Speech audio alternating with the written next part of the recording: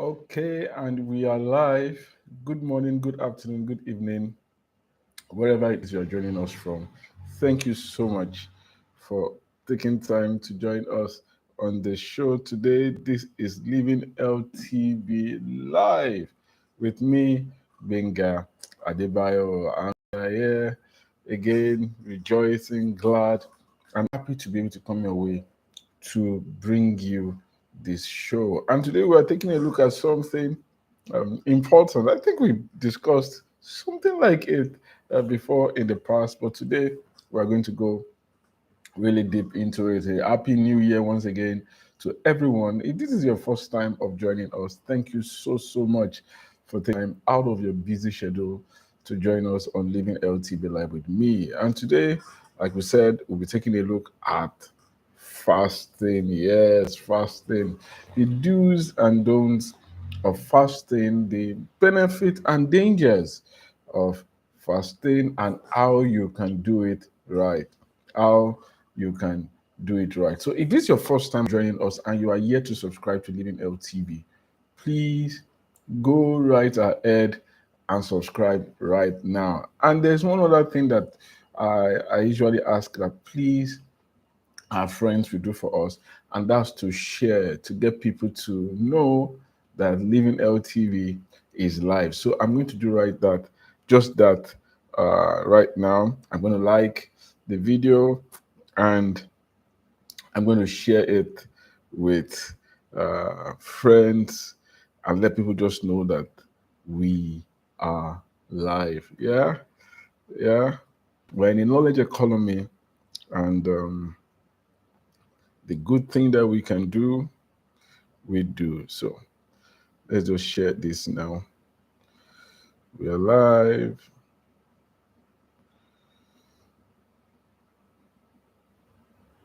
Right. And we post it. Great. And that is out of the way. Okay. So Happy New Year to you once again.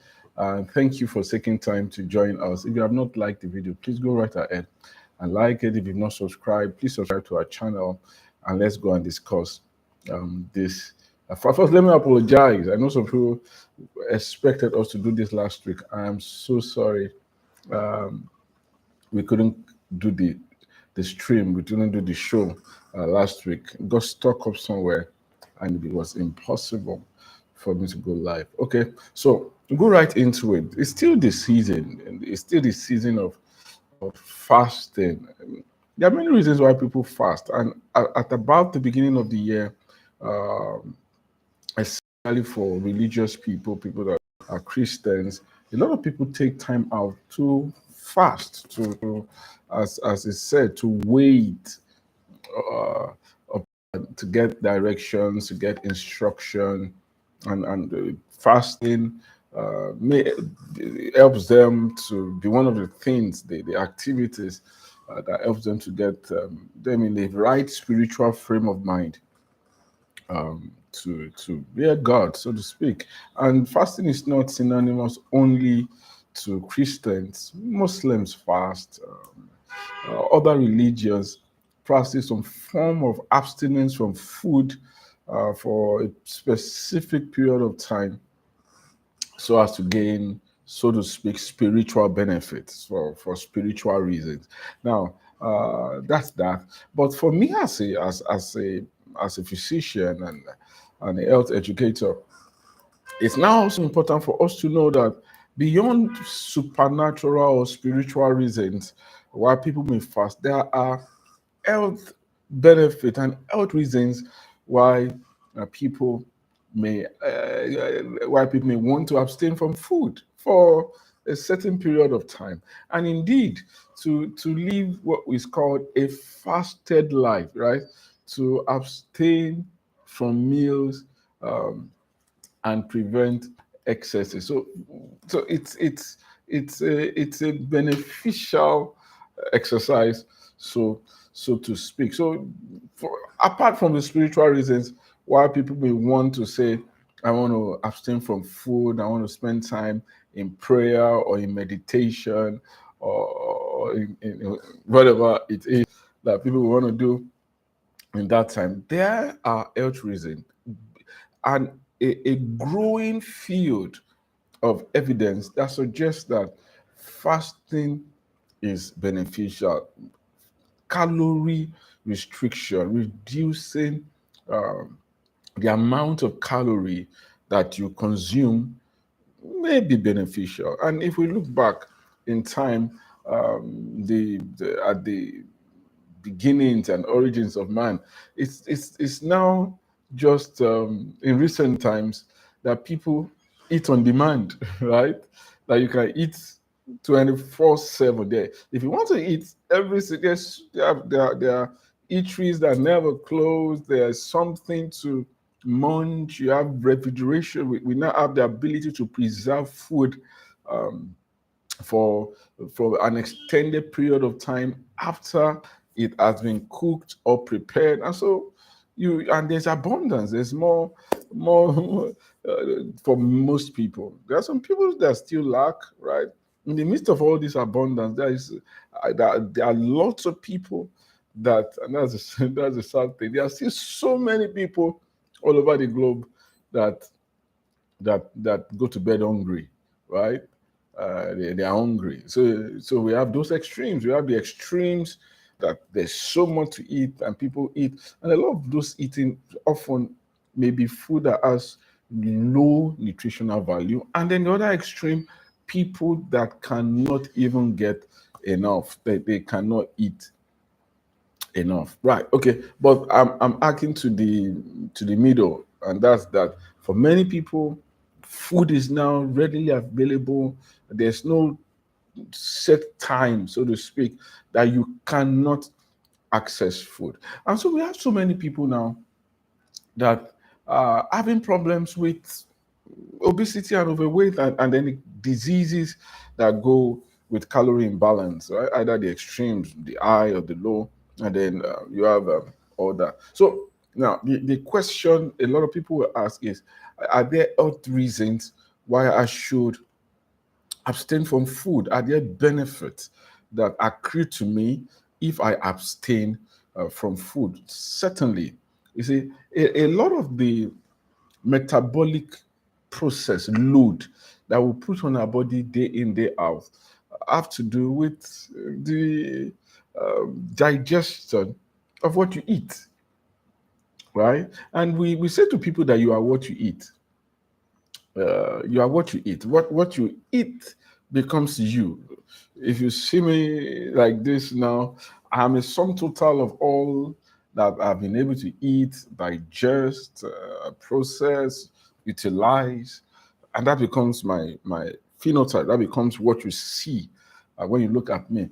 And if I want to change in 10 years, 20 years time, my bodily function, the way I look, the way I am, it's going my nutrition is going to play a very, very, very important part in that. And so when we start to talk about metabolic waste projects, when people talk about I want to detoxify my body, I want to remove poison, I want come out all the yama yama within my body. You know the way they say, the way, if you stand in Lagos metropolis, stand in some areas and you listen long enough, or you boss, you will hear somebody tell you, come detoxify your body.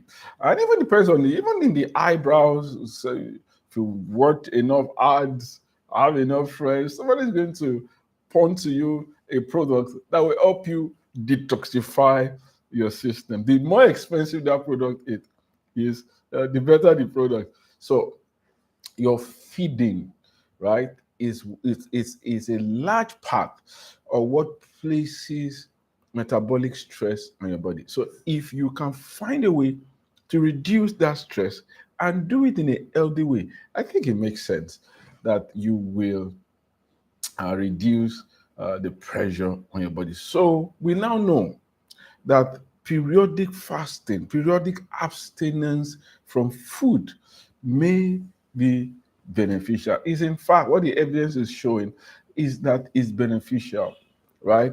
Avoiding eating late in the evening, right, is beneficial for health and well-being, right? Just like sleep is important, just like clean air is important, certainly just like water is essential for life and and well-being. So food and moderation, control of food is also important for health and well-being. So fasting is beneficial. Taking some time to stay away from calories, right, is beneficial. See, let me tell you, if you don't eat for 40 days, right, you will not die. Your body will find a way to mobilize the calories that it needs. It will burn first your glucose stores. After it has finished that, it will now burn your fat stores because yeah, glycogen. After burn your fat stores, everywhere fat is stored in your body will find a way to mobilize it. If that is done and dusted and it's finished, no more fat stores, then your body will start to break the protein stores. That's your muscles. You start to, so you see no, you start to look emaciated. It will do that, and it can do that successfully for about 40 days. After 40 days, I'm not saying that you should now go without food for 40 days. That's not necessary. I'm just saying that your body, because some people, after they've not eaten breakfast, they think they're going to die, right?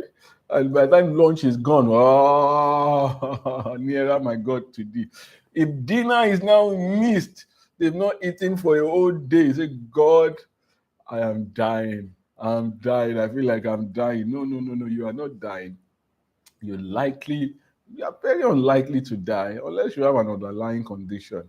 If you don't eat just for a day, you will survive for up to 40 days. You can survive for up to 40 days. So the question is not if you can't do without food, right? The question is how long and how should you do it in such a way that it doesn't harm you. In such a way that it doesn't harm you. Now, when we talk about fasting, for extended fast, right, for long fast, where some people they eat just once a day or they don't eat at all, before you do any of such things, please discuss with your physician. It's not everybody that can go on an extended fasting period without some sort of support, right? It's not everybody that can do that, right? So if you are a nursing mother, you have an underlying health condition, you are sick, you have glucose problem of metabolizing sugar and things like that. Before you go on any extended fast, please and please discuss with your physician, right? Take it up with your doctor. He will tell you what you can do, or she will tell you what you can do, what you can do, what you should do, how you should do it, right? That's very important. So you don't just get a brainwave. So, the area doctor don't say if you survive without food for 40 days, I don't go chop for the next 30 days. Uh, that may be a problem. That may be a problem. So please and please, before you go on any extended fast, please discuss it with your physician. Having said that, everyone will benefit from some sort of control of their intake of calories. So we know that there is a large body of evidence that is now suggesting that what is intermittent fasting, that's reducing the time band between when somebody eats, even when you are not doing an extended, that is beneficial. It trains your body to express calorie at a certain time and to rest and metabolize that calorie. And that is also very useful for people that are trying to lose weight. We have a video that we've done on intermittent fasting. I would recommend that you go ahead and watch it.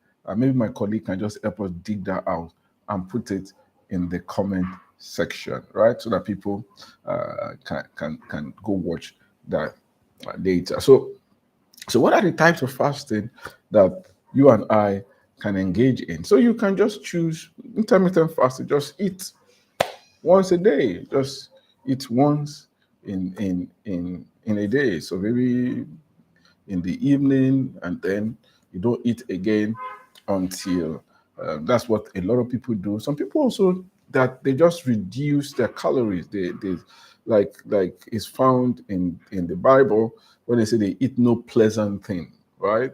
They just eat things that so it could just be that I just take an apple, right? Or I just take one slice of bread without egg, without accompaniment. Somebody says was fasted. I just said I want to I'm just tasting what I'm cooking and goes ahead and taste fried chicken, go ahead and taste. I'm not really eating it, I'm just tasting it, right? Right. So you're just feasting. So take time. Some people just take nuts, right? They just take nuts. That's all they eat. And in don't say you are fasting and then you just consume 2 bottles of granite, right? So defeats the whole essence of your restriction of calorie. And of course, as you fast, what happens with liquid? I know some people for religious reasons may choose that I don't want to eat anything, right? Or drink anything, not drink even water. And so we have stories in the Bible and maybe in other that people that stay without water and food for up to 40 days. Hmm. Well, I don't know about that. I think maybe there are things that happen to human existence that are unexplainable. There are miracles. There are things that happen. So, but medically speaking, naturally speaking, a normal human being under normal circumstances, normal, what we say in STP, standard temperature and pressure, as we say in chemistry, under normal conditions, cannot survive without water for more than 7 days because you lose water. As I'm speaking, even though I'm not sweating, I'm losing water. My kidneys, right? Whether I like it or not, I must urinate. I must pass out 300 mils of water every day. If I pass out less than 300 mils, that's taken as a sign of renal failure, of kidney failure. That's a problem. That's a problem. So you are losing water. So if you, whether you be fasting, your body doesn't know that it's losing. We have something we call insensible water loss. So you're just water is evaporating as I'm speaking. I'm losing water as I'm breathing. I'm losing water. If I now exercise again and now sweat, that will now become extra water loss. So that way we lose up to 3 liters of water every day in the tropics. So you're losing 3 liters every day. So at the end, so imagine you're losing 3 liters every day. At the end of 7 days, what will you have lost in the tropics? Let's even say because you are tired, because you are fasting, your activity level becomes low, everything becomes weak, your joints start to pain you, you start to feel hot and cold at the same time, right? So that means so maybe 3 liters every day. So maybe you reduce that one way or the other because you're not moving up and down, so your insensible water loss comes down. Even if you lose just 2 liters every day, at the end of 7 days, that's what 14 liters of water. Your kidneys will have shut down. So that's a problem. So if you're fasting and you want to say you don't want to do without water, please, unless God really speaks to you and you are sure it's the same God that spoke to Abraham that is speaking to you, not you speaking to yourself, you cannot do without water for an extended period of time. Some people do without it for a day. I've known people to do without it for 2. I've known people that have done without it for 3 days, right? Without food, without water. At that time, that person is really going to be weak, needs to manage energy expenditure. But please, you can stay without food and just take some fluid, take enough fluid because the essence of fasting, I think, for spiritual people that do it for spiritual reasons, is so that you can pray and maybe commune with your maker. If you are now so weak that you cannot do any of those things, you cannot pray, you can start to hallucinate and hear things that are not proper. You just think you are hearing God, but probably be hearing something else. So please, fasting is good for medical and health reasons. Calorie restriction may be beneficial for health. It should be done in concert with your physician, especially if you have underlying conditions that may affect you. And it's very important that as you seek to break your fast, that you want to commence eating again, especially if you have done an extended long fast, that you don't just launch into it, right? You don't just, oh, I've not eaten for 3 days, boom, and then you are tap on the yam. You may land in an emergency room, right? No, no, no. So you want to take it easy. You want to start with water. Take some water. Let your stomach, because your stomach is a muscle, right? So it's a muscular organ, muscular sac that shrunk. That's not taking food for a long time, especially if you are doing a multi-day, you're not eating for days. So you need to take some fluid. Take water. After water, you may take a liquid meal, right? Give it some time. Pap, right? A soup, and just give it some time. Let it build up energy back, right? So you break gradually. Take something, a cereal now. After something very liquid, cereal, right? And then you go on, after it has recovered tone, muscular tone back, then you can now start to go into your meals. And if for you that you are breaking every day, you've denied yourself of breakfast, lunch, and then you want to break like an early dinner, don't just jump into it and then now eat what you didn't eat in the morning, what you didn't eat in the afternoon, and what you didn't eat. Then you now eat it tomorrow again, and then you eat breakfast in anticipation that I'm not going to eat. No, you're not doing well. You're just you are defeating the entire purpose, the entire health benefit that you may get from fasting. And in fact, you may be harming yourself, right? You are loading yourself with excessive calories, tricking your body, and then your body may start to react in funny ways. You can start to have metabolic reactions that you don't want to have, right? So if you have questions, please let's drop those questions in the comment box. I'll be happy to answer them. So in conclusion, fasting is beneficial as health benefit. As we take time to fast, if you are fasting in this season, it's great, it's good. However, let's not overdo it. There's nothing good that doesn't have that may not have consequences. We have some health conditions, right? You're not saying you have ulcer, gastric ulcer. You need to duodenal ulcer. We have some conditions. There's a whole lot of conditions. Discuss with your physician before you go on an extended fast, right? Manage your health. So it's a beautiful year. I believe that the year will be fruitful, glorious, nice, right? I see there are no questions. Thank you to everyone that's taken time to join us.